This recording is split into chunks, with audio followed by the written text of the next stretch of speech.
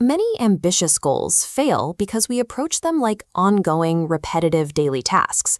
We treat them as standard business operations rather than structured initiatives. A true project requires absolute boundaries.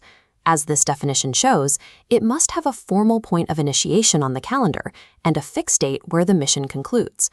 Within those time constraints, every project is built to achieve one singular, clearly defined objective. Think of a specific goal you are pursuing right now. Applying the following 5-phase framework provides the structure needed to move that idea into a managed professional plan. This roadmap represents the universal 5-phase project lifecycle. It provides a structured path from concept to deliverable. The process begins with Phase 1, initiation, where you formally establish the project's foundation and define the scope of the work. For your own goal, take a moment to write down your official start date and a defined purpose that all your stakeholders would agree upon. Skipping this formal starting line very often leads to misaligned expectations and uncontrollable scope creep later in the project schedule. Once the foundation is set, you move into Phase 2, planning. Here you develop the detailed roadmap that will guide the entire project team.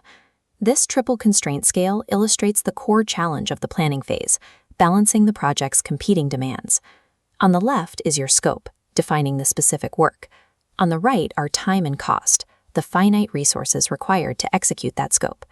A common planning failure is agreeing to a massive increase in scope without securing a matching increase in time or budget. Remember, a project plan is only viable if the entire triple constraint scale is perfectly balanced before execution begins. With a balanced plan in hand, you enter Phase 3, execution. This is where the team carries out the work to produce the deliverables. As shown here, the manager's job now centers on keeping the team aligned with the blueprint through constant stakeholder communication.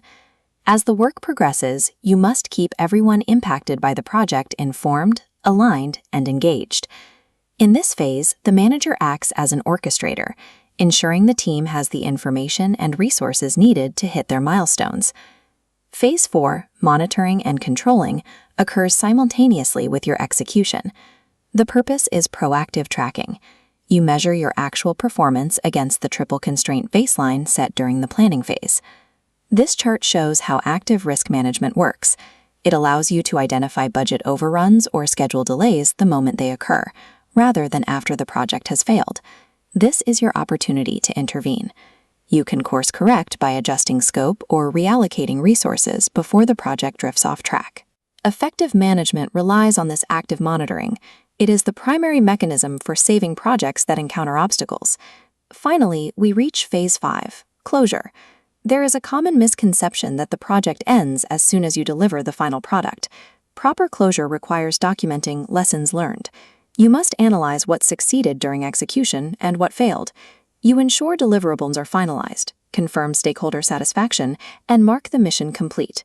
This formal closure process converts the raw experiences and mistakes of a single project into a library of organizational knowledge for the next one. By following these phases, you now have a structured end-to-end operational framework for your initial idea. As the data indicates, applying this discipline improves team performance by increasing individual accountability and clarifying communication.